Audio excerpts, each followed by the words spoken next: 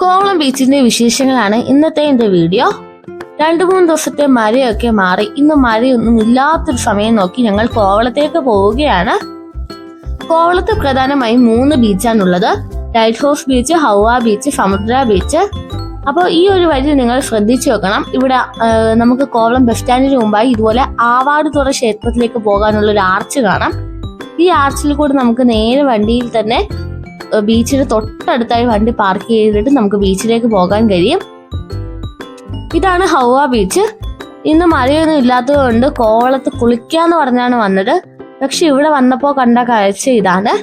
മഴയൊന്നും ഇല്ലാഞ്ഞിട്ട് പോലും സഞ്ചാരികളെ ആരെയും കടലിലേക്ക് ഇറക്കുന്നില്ല. ഇപ്പോ കടൽ കയറി കിടക്കുകയാണ്, അതുകൊണ്ടാണ് ആരെയും കടലിലേക്ക് ഇറക്കാത്തത്.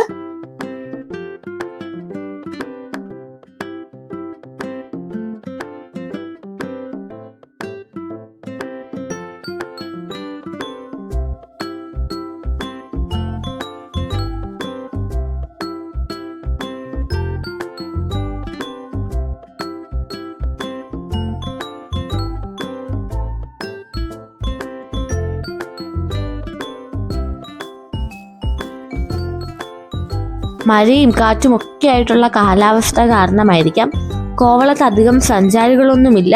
ഞാൻ ആദ്യമായിട്ടാണ് ഇങ്ങനെ ഒഴിഞ്ഞൊരു കോവളം കാണുന്നത്. ഈ ഹൗവ ബീച്ചിൽ മൺതിട്ടയിലോട്ട് പോലും ആരെയും ഇറക്കുന്നില്ല.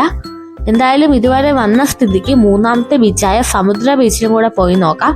അവിടുത്തെ അവസ്ഥ എന്താണെന്ന് നമുക്കൊന്ന് നോക്കാം. ഇതാണ് സമുദ്ര ബീച്ച്. ഇവിടെ എത്തിയപ്പോൾ ഒരു കുറച്ച് ആശ്വാസമുണ്ട്. ഇവിടെ സഞ്ചാരികളെയൊക്കെ കടൽ തീരത്തേക്കെങ്കിലും ഇറക്കുന്നുണ്ട്. പക്ഷെ ഇവിടെ കുളിക്കാനൊന്നും അനുവാദമില്ല. അങ്ങനെ ഞങ്ങളും കടൽ തീരത്തേക്ക് ഇറങ്ങി.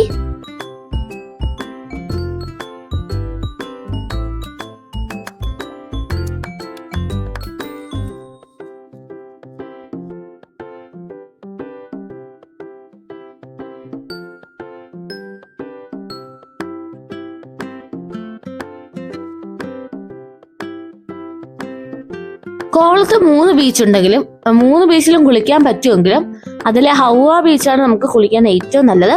പിന്നെ കടൽ കാണാനും കാഴ്ചയൊക്കെ ആസ്വദിക്കാനുമായിട്ട് ഏറ്റവും നല്ല ബീച്ച് എന്ന് പറയുന്നത് സമുദ്ര ബീച്ചുമാണ്.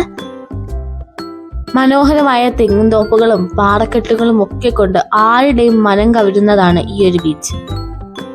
കോവളത്ത് കുളിക്കാൻ പറ്റാത്തത് കൊണ്ട് ധാരാളം സമയം ഞങ്ങൾക്കുണ്ടായിരുന്നു. അതുകൊണ്ട് തന്നെ അവിടെ നിന്ന് നേരെ വിഴിഞ്ഞം തുറമുഖത്തേക്ക് ഞങ്ങൾ വന്നു. തുറമുഖത്ത് എത്തിയപ്പോൾ അവിടെ ഒരു കപ്പൽ കിടപ്പുണ്ടായിരുന്നു, MSC എന്ന് പറഞ്ഞ്. അതിൽ നിന്ന് കണ്ടെയ്നറുകൾ മാറ്റുന്നതൊക്കെ ഞങ്ങൾ കണ്ടു. ഇനി ഞങ്ങൾ നേരെ വീട്ടിലേക്ക് പോവുകയാണ്. അപ്പോൾ ഇനിയും ഇതുപോലുള്ള കാഴ്ചകളുമായി ഞാൻ നിങ്ങളുടെ മുൻപിലെത്തും. അപ്പോൾ നമുക്കിനി അടുത്ത വീഡിയോയിൽ കാണാം. Bye bye.